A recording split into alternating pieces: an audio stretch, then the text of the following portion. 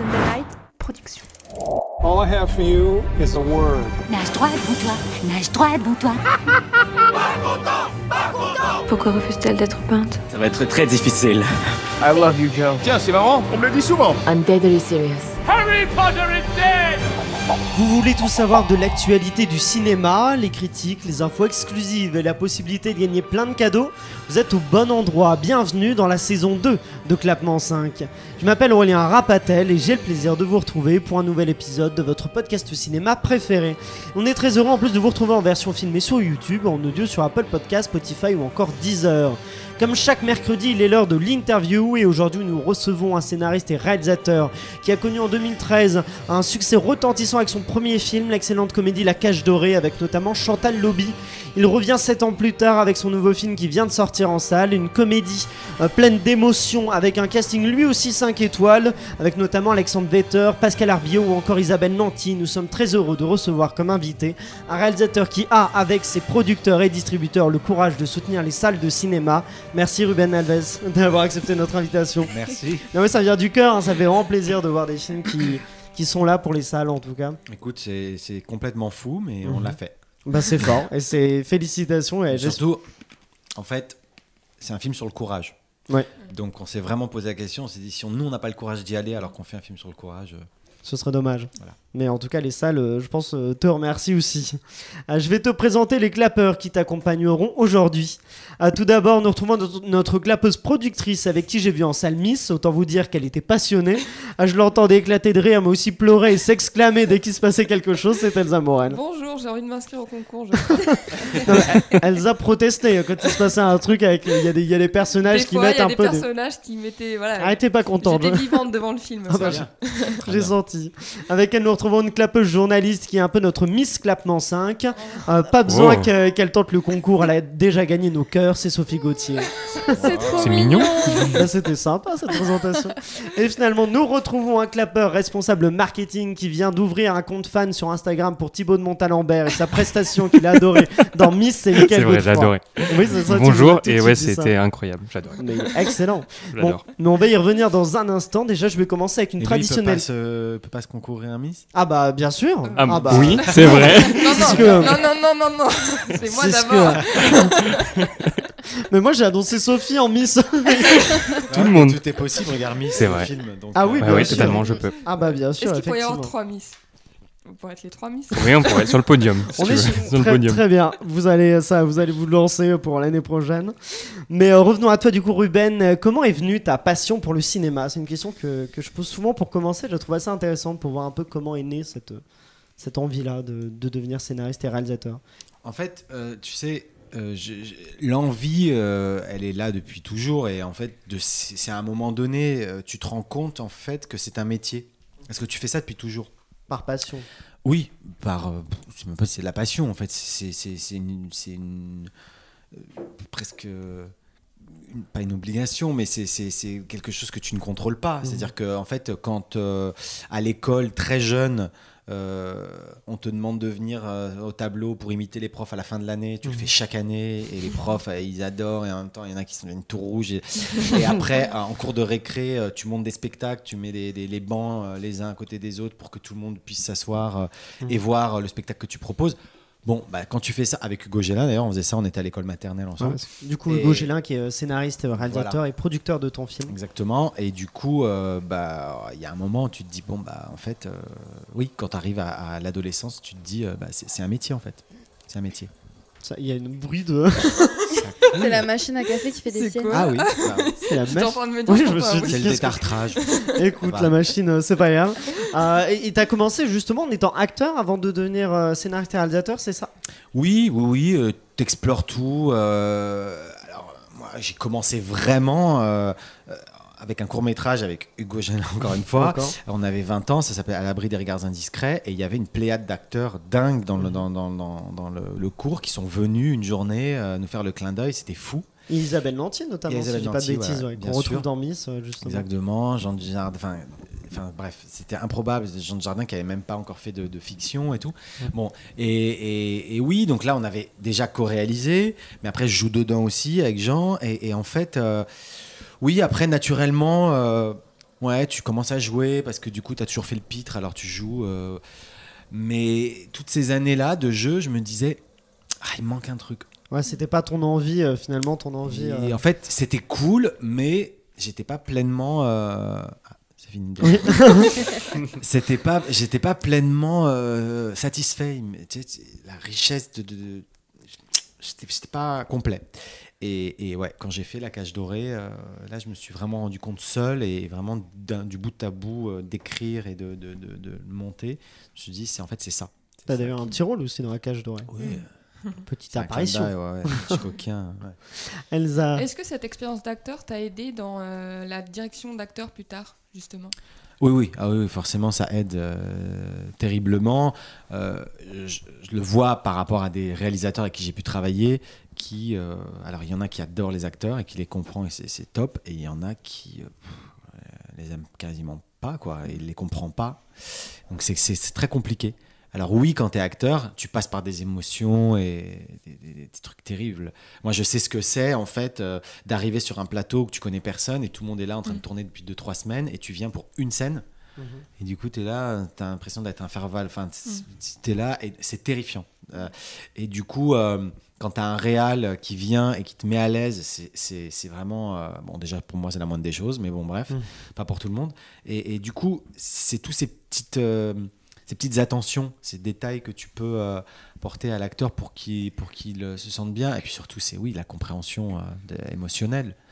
Oui, ça m'a vraiment servi. Mais tu sais, ça m'a encore plus servi sur le financement d'un film.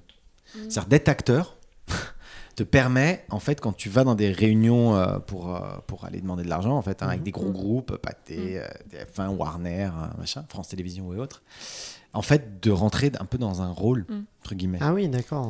Parce qu'en fait... De vendre, bien vendre son film. Tu vends ton film et tu rentres dans un rôle et t'appréhendes pas, tu es en phase 2, tu leur vends un truc, tu fais un peu le show. Moi, je suis un peu comme ça. Bon, moi, je suis très sociable et tout ça, mais en fait, en plus, le métier d'acteur m'a aussi aidé beaucoup à ça. D'accord. Et La Cage Dorée, justement, ton premier film, c'est un film que tu avais envie de faire depuis longtemps? C'est une idée que tu avais? Parce que ça fait écho à tes origines aussi, c'est ça? Oui, mais non, c'était pas du tout un truc que je voulais faire depuis longtemps, du tout. En fait, c'était un pur hasard. J'ai écrit... c'est une période de ma vie où j'étais beaucoup à Lisbonne. J'étais en train de faire des travaux d'un truc, c'est il y a 15 ans. Bon. Et en fait, j'ai écrit un scénario sur les Français expats à Lisbonne. D'accord, ok. Maintenant, il y en a beaucoup, mais à l'époque, moins. C'était un peu précurseur, c'est bizarre. Bon, bref, j'ai écrit ce truc-là parce que j'étais là-bas en train de vivre ça et le choc culturel m'intéressait et tout. Et je reviens justement à Paris et je montre aux producteurs, donc Hugo Gélin et Laetitia Galedzine, ce scénar. Et ils m'ont dit, écoute, c'est très bien, c'est chouette, on aime. Et Hugo me dit, mais pourquoi tu fais pas l'inverse? Pourquoi tu n'écris pas sur les Portugais ici, sur tes origines? Je pense que tu aurais beaucoup de choses à dire. Et moi, par pudeur, j'ai dit, oh non. Puis après, ça m'a quand même trotté un petit peu dans la tête quelques jours. Et puis, j'ai commencé à réfléchir. Et puis voilà, j'ai sorti un pitch comme ça. Et puis, j'ai commencé à écrire. Ouais. Donc en fait, c'est vraiment l'impulsion de mes producteurs. Mais par pudeur, je n'y serais jamais allé, je pense. Ouais, tu voulais pas raconter faire écho un peu à ta vie. Oui, c'est les origines, c'est des trucs qui te touchent. Mais en même temps, un premier film, c'est toujours bien quand c'est personnel. Oui, bien sûr. Le film est dédié à tes parents, si je dis pas. Oui. Ouais, carrément. Et justement, tous les gens qui ont eu le courage de quitter un pays pour affronter, pour avoir des jours meilleurs et pour donner une meilleure éducation à leurs enfants et autres et autres. C'était pour tout ça.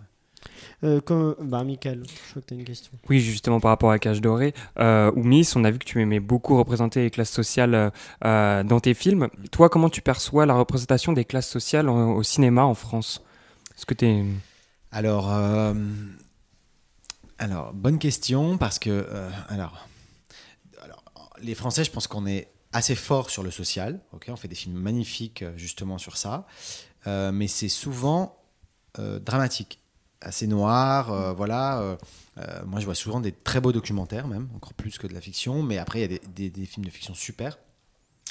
Et c'est souvent très social, quoi, très waouh. Et il n'y a pas de place alors il y a de l'espoir un peu, mais il n'y a pas de place à la vie vivante, quoi. Beaucoup d'éclat de rire, de ce que j'ai essayé de faire dans Miss, ce que je trouve, moi, c'est ma vie qui m'entoure, et voilà. tous ces gens qui sont dans Miss, qui entourent le personnage principal dans cette maison avec Isabelle Nanty, Thibaut Montalembert, et c'est que des désaxés de la société. C'est que des gens qui sont pas aux normes, voilà, les sans-papiers, ceux qui deal, machin. Mais en fait, ils sont tous ensemble fraternels et ils se font du bien. Et tous ces gens-là, qui ont une vie peut-être pas facile, parce que bon, ne se plaignent pas. Et moi, j'adore ça. Je trouve c'est extrêmement touchant, en fait, en fait, ils n'ont pas le temps de se plaindre. Parce que c'est tellement compliqué, la vie est tellement difficile, il faut avancer. Et voilà, en l'occurrence, le personnage de Lola, quand à un moment, il donne une leçon de vie au personnage principal, là, tu comprends qu'il y en a derrière, quoi. Tu te dis, waouh. Mais en même temps, c'est Show Must Go On, c'est ces personnages comme ça, grandiloquents. Et moi, j'aime ça. Donc, la représentation... Enfin, moi, j'essaye déjà de mettre en lumière les gens qui en manquent terriblement. Voilà. Totalement, ouais. Et ça, c'est ce que j'aime. Et effectivement, en France, je trouve que quand même, on est un pays qui montre voilà, des classes sociales différentes. Mais c'est toujours... En fait, ils ne les mélangent pas. Peu, en fait. Je vois peu de films où il y a les mélanges comme ça. C'est-à-dire que c'est, voilà, on fait un film sur les banlieues, on fait un film sur les banlieues, on fait un film sur... des sans-papiers, enfin, film sur les sans-papiers. Mais ils s'entremêlent pas, ils s'entrecroisent pas souvent les gens avec plusieurs autres univers. Et voilà. Et c'est ce que j'aimerais bien voir plus. Voilà. Et justement, je trouve qu'il y a un autre lien entre La Cage Dorée et Miss, c'est la notion d'identité, parce que elle est importante dans La Cage Dorée, et aussi dans Miss, évidemment. C'est un thème qui te passionne, ça, qui on est, d'où on vient et qui on est. Oui, forcément. Alors, je me suis même pas rendu compte vraiment. En fait, ouais, en fait, c'est en faisant ce deuxième film que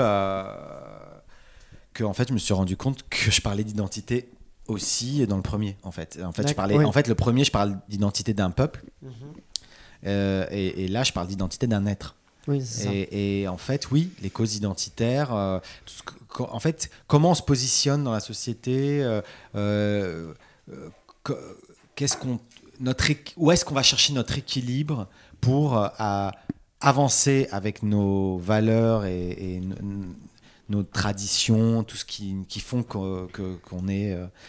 mais avec une adaptation à une société, à l'environnement. Et tout ça, ouais, c'est des choses qui me parlent. Je crois notamment que les notions d'identité, c'est quelque chose qui t'a parlé dans le film, Sophie. Complètement. Et par rapport à ça, je me demande, en fait, Miss ne montrerait-il pas également donc, la responsabilité de la société dans la construction identitaire d'un être ? Oui, forcément. C'est sans être moralisateur. Je voulais pas du tout. C'est pas du tout un film politique ou voilà. Mais oui, forcément, parce que c'est dire à une société arrêtez de vouloir tout le temps mettre tout le monde dans des cases. Arrêtons de juger et normer à tout prix. Voilà, les gens ne sont pas idiots, les gens évoluent, les gens ont besoin de se sentir aussi libres et faut constamment faire des choix tout le temps, mais c'est tellement bon aussi de se dire j'ai pas envie de faire le choix. Voilà, mon personnage, il a pas envie de faire de choix entre son féminin, son masculin, il a envie d'explorer. Et du coup, ouais, c'est peut-être un peu plus poétique, mais oui, je pense que oui, la société, oui, a sa part. Oui, l'histoire raconte justement, oui effectivement, parce qu'on l'a pas résumé, je m'aperçois, mais le rêve initial d'un petit garçon de devenir Miss, et ce qui est aussi très beau, c'est le soutien de ses parents. On apprend très vite que ses parents sont décédés, mais on voit que dans la construction identitaire, effectivement, les parents ont un rôle important, et ses parents qui sont morts par accident, en tout cas quand il était petit, l'encourager à le devenir. Ouais, et puis surtout j'avais filmé en fait l'enfance. À l'école, et il y avait des séquences où il y avait des parents qui étaient là justement parce que ils étaient convoqués par la principale pour justement leur dire c'est pas possible, il y a un problème. En fait, on voyait les parents qui étaient d'une liberté incroyable, qui étaient très aimants en disant si mon fils fait Miss France, il pourra être Miss France. Enfin, et en fait, c'était super beau à voir.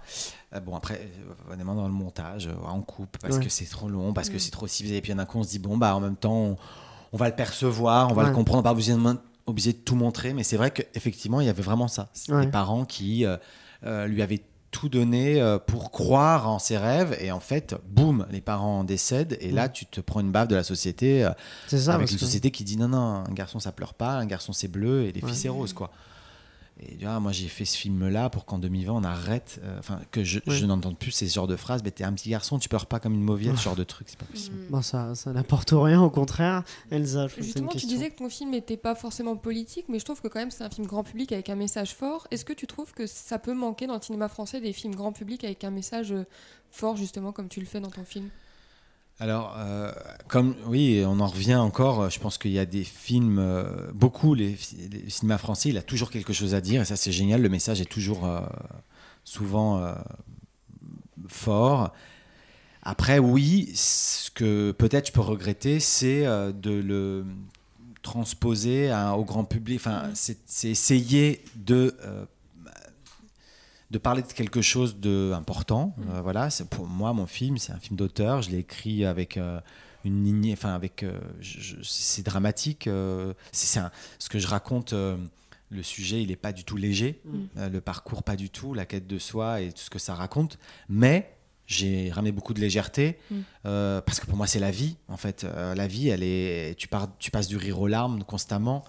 C'était pas obligé de raconter. En fait, quelque chose de dramatique, si tu le racontes dramatique, voilà. Et puis c'est pareil à l'inverse, quelque chose de drôle, tu fais drôle, non, c'est pas possible.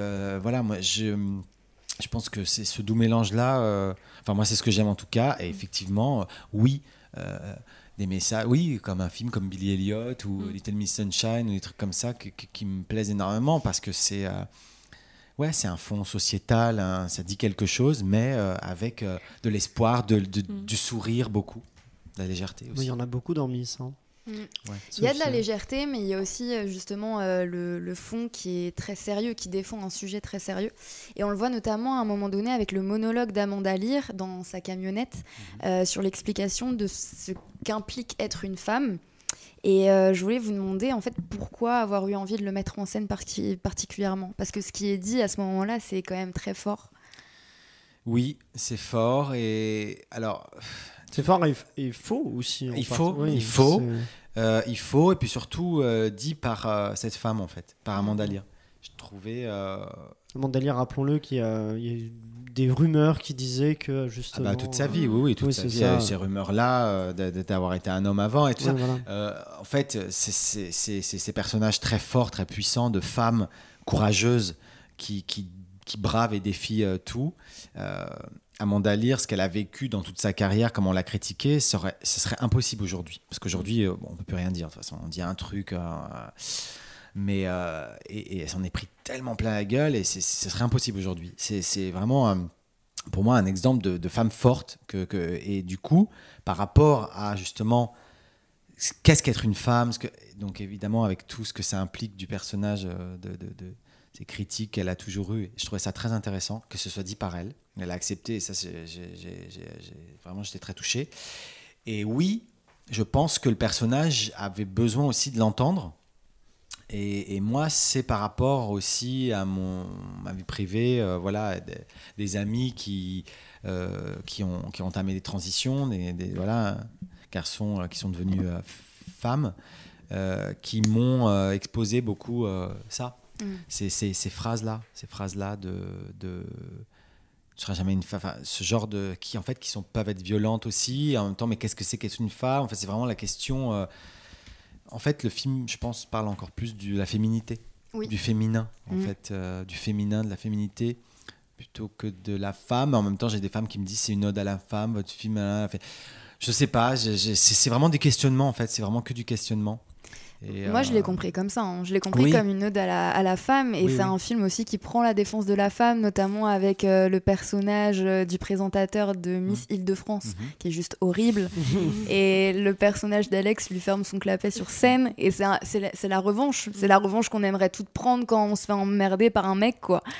Ouais, et en plus, que ce soit dit par un garçon, du coup. Voilà. C'était ça qui était encore plus...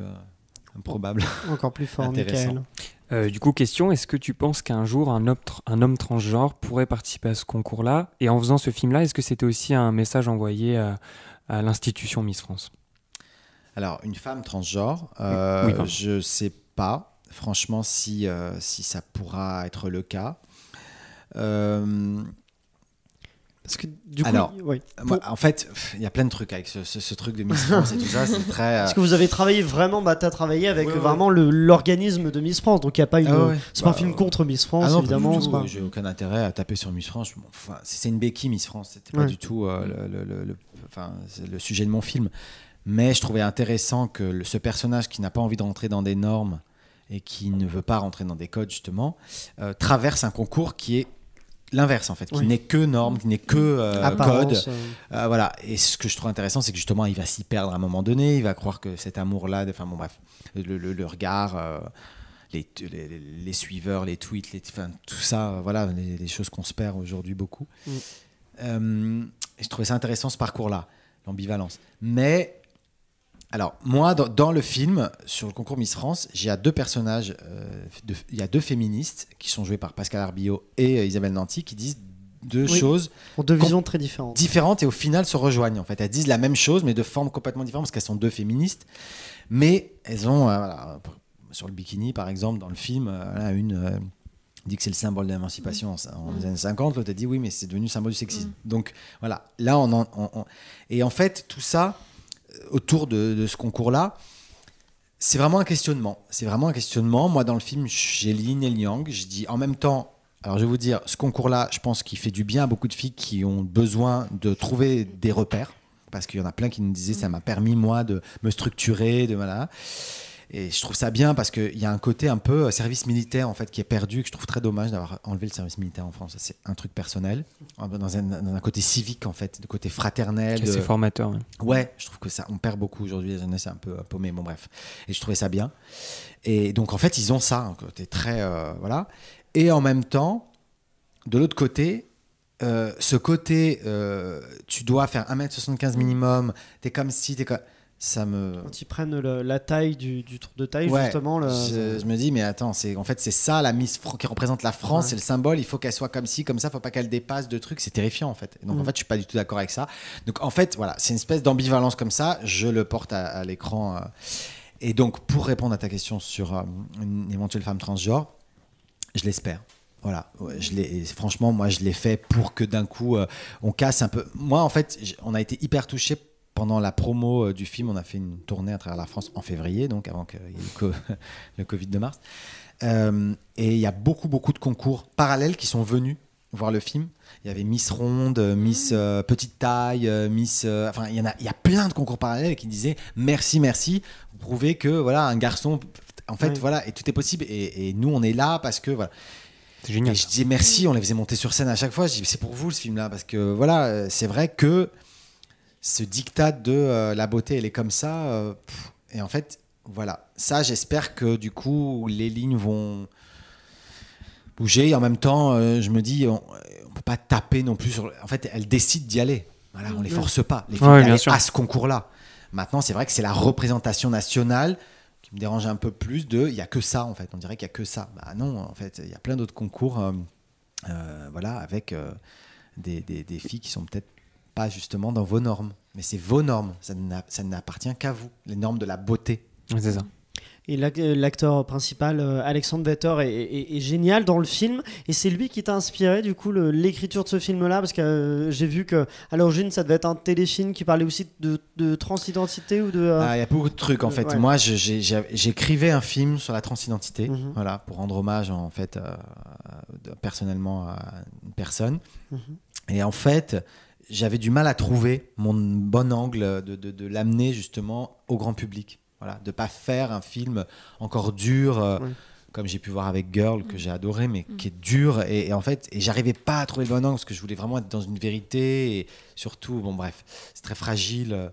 Et dans ma recherche, j'ai eu une proposition d'une chaîne télé pour faire un unitaire sur ça. D'accord. Et moi, au début, j'ai fait « Oh non, je vais pas faire la télé ». Et en fait, mon agent m'a insisté, j'ai lu, Et c'était pas mal écrit du tout. Et je me suis dit, ah tiens, et je les ai rencontrés, j'ai dit, si je peux, moi, en fait, immiscer ma... mettre ma patte, ma patte. et voilà. Et là, ok. Et par contre, il faut que ça soit vraiment un personnage transgenre que je vais trouver. Ouais. Parce que si c'est joué pour une actrice, ça m'intéresse pas. Ouais. Et ils m'ont dit oui, bien sûr, bien sûr. Bon, après, au bout de 2 semaines, j'ai compris qu'en fait, ils étaient très frileux. En fait, ça allait pas le faire. D'accord. Mais pendant ces 2 semaines-là de travail, et donc j'ai recommencé à chercher des personnages pour incarner. Et dans ma recherche, je suis tombé sur Alexandre Vetter sur les réseaux sociaux. J'ai bu un café avec lui et j'ai été bluffé. En face de moi, j'avais un personnage libre, qui avait le courage d'être lui, qui était un garçon androgyne, qui d'un coup, un coup de cheveux, il mettait le crayon dans les cheveux, il devenait très féminin. Les garçons arrivaient, bonjour mademoiselle. Ah, non monsieur, ils étaient quand même perturbés. Lui, grand sourire et tout. Je dis c'est dingue. Et je me suis dit, alors c'est encore plus complexe peut-être parce qu'aujourd'hui les gens veulent tout le temps, tu vois, et du coup se dire bon la question du genre. Mais je me suis dit, mon Dieu, ce que c'est que notre époque. Mon Dieu, en fait. Il y a eu des films formidables sur la transidentité, surtout des documentaires. Qu'est-ce que je vais apporter de plus, moi ? Et en fait, quand j'ai découvert Alex, je me suis dit, mais en fait, c'est ça. C'est ça ce que je veux raconter. C'est justement cette liberté d'être soi, en fait. Et d'aller vers son féminin. Le féminin n'appartient pas qu'à la femme. Oui, bien sûr. Et le masculin n'appartient pas qu'à l'homme. On a les deux, en fait. On est avec les deux. Et ce qui est génial, c'est de pouvoir... assumer les deux. Et ce qui est triste, c'est de voir quand un homme refuse son féminin et même le maltraite. Et ça devient de l'homophobie ou de la phobie quelconque. Et vice-versa. Enfin bon, bref. Et voilà. Et donc oui, Alexandre, c'est celui qui m'a inspiré Miss. Et autour d'un déjeuner, on a rigolé un moment. On dit mais qu'est-ce qui serait comment est-ce que ce personnage pourrait parler au plus grand nombre, mais en vivant sa féminité. Alors il me dit Marianne, être la Marianne de France. France, comment tu vas gérer le Marianne de France? Et après, j'ai dit Miss France, et là il a éclaté de rire. Il m'a dit fais-moi une Miss France, Ruben. Et puis voilà. Je suis arrivé chez mon producteur, j'ai ouvert la porte, j'ai dit c'est l'histoire d'un garçon qui rêve de devenir Miss France. Ils m'ont fait écrit. Puis je suis parti, j'ai écrit ce film. Voilà. Mais justement sur ces questions-là, tu fais une comédie, donc un genre qui joue souvent avec les clichés, et c'est pas évident. Une comédie autour de ces minorités-là qui sont victimes souvent de clichés. Comment est-ce que tu as trouvé un juste équilibre entre cliché, le genre et le fond? Alors, je vais te dire, il y a le fond et la forme. Le fond, je suis toujours dans une vérité. Je le sais. Pas besoin, on peut venir me dire ah non, je dis non, moi je sais que je suis dans une vérité, tu peux me dire ce que tu veux, je sais ce que je suis en train de faire. Tous ces personnages, je les connais et je sais que je suis dans une vérité. Après la forme, on peut dire ah là là, c'est que bah oui, si tu veux, mais moi je ne trouve pas, au contraire même, parce que je freine beaucoup, parce que justement on est toujours dans un truc le cliché et tout, et encore que oui, ça peut être parfois des trucs clichés, des moments. Oui, mais cliché, ça veut pas dire pas vrai. Oui, c'est vrai. En fait, c'est cliché, oui. Alors oui, c'est cliché de mettre un black et un beurre qui deal de l'herbe. Oui, c'est cliché. En même temps, j'ai pas fait exprès. Moi, j'ai fait un casting et en fait, j'ai adoré Moussa. Et Eddie, quand il est arrivé, j'ai dit putain, c'est génial. Bon, bah, c'est un black et un beurre. Ça aurait été 2 blancs, ça aurait été un black, ça aurait été un beurre. Enfin, voilà, les tamouls sans papier, je dis, en même temps, je venais de passer 2 semaines en Inde, j'étais fasciné par les couleurs d'Inde et tout, et je sais pas pourquoi, je me suis dit, voilà, pourquoi, bon, mais oui, sur le genre, non, moi je sais que je suis dans une vérité en fait. À partir du moment où tu es dans une vérité, tu peux y aller. Lola, on peut dire qu'elle est cliché, moi je peux vous dire que des personnages comme Lola, je les connais. Et elle est même en dessous de ce que... de la réalité, Elsa. Justement, toute la palette de personnages que tu viens d'évoquer, ils sont réunis par cette solidarité qu'ils ont ensemble. Ce qui est intéressant, c'est que dans La Cage Dorée, tu présentais une famille des liens du sang, et là, c'est plus les liens du cœur. Pourquoi cette représentation, ce coup-ci, le fait que Alex perde ses parents et qu'il y ait vraiment une famille de cœur? Ben oui, parce que moi, j'adore ça, en fait. Je trouve ça hyper important. C'est vraiment la famille, on se l'a choisie. Alors oui, il y a les liens du sang qui sont très forts, mais pas que, et les liens que tu choisis, je trouve ça me touche énormément, et moi, de plus en plus, en fait, plus je vieillis, et plus je me rends compte que ton cercle amical proche est très important, et c'est vraiment une construction. Et ouais, je pense que vraiment, ça te permet de forger et d'avancer. Et du coup, comme un personnage comme Alex, du coup, qui est orphelin, s'entourer en fait de gens. Et moi, ce que je trouvais intéressant, c'est que ce ne sont que des pieds nickelés, ce sont que des accès de la société qui, en fait, on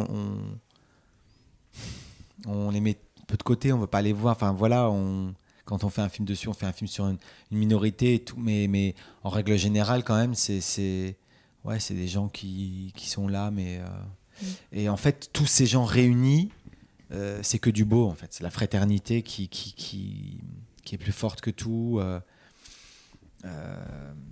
Moi, dans le film, les moments qui me touchent le plus dans le film, c'est justement quand il y a ça qui est perturbé. Il y a justement ce lien-là qui est perturbé, où il y a peut-être quelqu'un qui est en train de décrocher de ce lien-là, en l'occurrence Alex, à un moment donné, et que du coup, ils sont là. Et on se dit, ça me touche parce que ça peut être encore plus fort que les liens du sang. Ouais. Ces liens-là aussi, c'est des liens qui font écho donc, aux liens, on le disait, d'amitié. Il y a cette amitié-là qui te lie avec le producteur de Miss, Hugo Gélin, et qui est aussi le réalisateur de Mon Inconnu. Comment est-ce que tu mêles justement cette relation d'amitié et de travail entre vous ? Alors, c'est pas tout le temps évident, parce qu'effectivement, quand il y a le travail qui rentre en jeu parfois, mais c'est quelque chose qui s'explique pas. C'est un lien. Vous connaissez depuis que vous êtes enfant, depuis c'est l'enfant, ça ? ouais. Depuis la maternelle, on avait 3 ans. Vraiment, c'est vraiment. Et oui, c'est. En fait, on fait la part des choses, c'est marrant.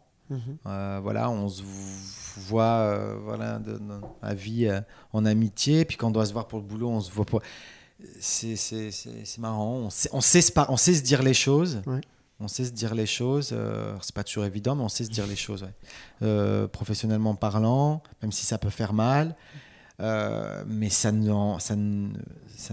n'influe pas sur votre relation. Ben non, en rien sur notre amitié, parce que voilà, et c'est encore mieux en fait. Ouais. Après, tu respectes encore plus ton amitié quand on a le courage de se dire les choses. Ouais.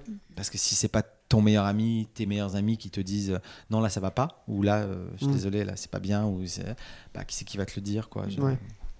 Bien sûr. Sophie, je voulais savoir aussi, est-ce que durant ta procédure pour te renseigner sur le milieu des Miss, est-ce que tu as appris des choses inédites? Est-ce que tu as des doses à nous révéler? Des exclusivités? J'ai pas des doses de dingue. Pendant un an, j'ai suivi le truc. Alors, je suis allé au concours national, j'étais au concours Île-de-France aussi. C'est des trucs que j'ai vus surtout, qui étaient en fait, au concours Île-de-France, quand j'y étais, une gamine blonde qui n'a pas été choisie parmi les finalistes, et elle a pété un boulon, elle a quitté la salle, elle était hystérique, elle jetait tout, mais en plein de trucs, on était comme ça et tout, le mec qui va derrière, je dis putain, c'est vraiment, elle comprenait pas, elle était hystérique et tout. Bon, et je vivais des trucs, j'étais là, je dis ah ouais, non, en fait c'est vraiment vrai en fait. Tu vois, les trucs genre de voir des cruches, vraiment, des cruches, elles savent même pas ce qu'elles foutent là. Il y en a vraiment, elles sont là, tu te dis bon, ok. Et à l'inverse, t'as des filles qui savent exactement pourquoi elles sont là, hyper smart, qui ont un but, elles sont là, tu le vois tout de suite dans le regard, tu te dis wow. Et en fait, c'est très mélangé, en fait, il y a de tout. Non, j'ai pas un vrai dos en fait. Vraiment de derrière. Pas de robes qui ont été piquées à la dernière minute. non, mais si, peut-être juste un truc quand j'ai fait en fait. Donc pour écrire il y a 2 ans le concours Miss France, donc à la télé. Donc je suis allé, j'étais derrière. Elle nous a permis, normalement on pouvait pas et tout, avec ma co-scénariste, de rentrer dans les loges. Elle, c'est Sylvie Tellier. Sylvie Tellier nous a autorisé, rentrer dans les loges. Et donc il y a 2 ans, la Miss France, c'était Maëva Cook, une rousse. Et donc elle n'était pas encore élue. Et nous, on rentre dans les loges. Et là, je regarde, je les vois toutes. Ça grouille et tout. Et là, je regarde et je la regarde et je dis, c'est elle. Ah ouais, tu l'as senti Je dis, c'est elle. Avec mon co-scénariste, elle me dit, grave. En fait, il y a un truc qui fait qu'elle avait une posture, elle était comme... En fait, les gens il y a des personnes qui lui remettaient la robe en place en dessous, comme ça. Et elle avait une tenue comme ça. Ouais. Elle les regardait. En fait, c'est comme si elle était déjà Miss France, quoi. Elle avait la couronne déjà. Et en fait, Sylvie m'avait dit ça. Et je lui dis, mais qu'est-ce qui fait la différence? Elle me dit, en fait, c'est celle qui visualise le plus la couronne qu'ils l'ont, en fait. Enfin, je sais pas ce qu'elle disait. Je l'ai vu. J'ai vu j'ai dit, c'est elle. C'est marrant, et puis elle a été élue. Mieux que dans le film, parce que dans le film, on voit l'équipe de télé tenter de faire des pronostics qui sont pas forcément exacts. C'est sûr. Mais d'accord, ok. Et justement, Michael, je crois que tu avais une question. Oui, j'avais une question sur l'image des Miss. Donc on voit Alex qui réussit énormément sur Instagram, sur les réseaux sociaux, mais qui n'arrive pas du tout à s'intégrer. Donc on voit qu'il y a vraiment une confrontation entre les deux univers. Est-ce que tu penses qu'on peut réussir dans un métier de l'image sans utiliser les réseaux sociaux? La colle. Vous avez 2 heures. Alors, je pense que...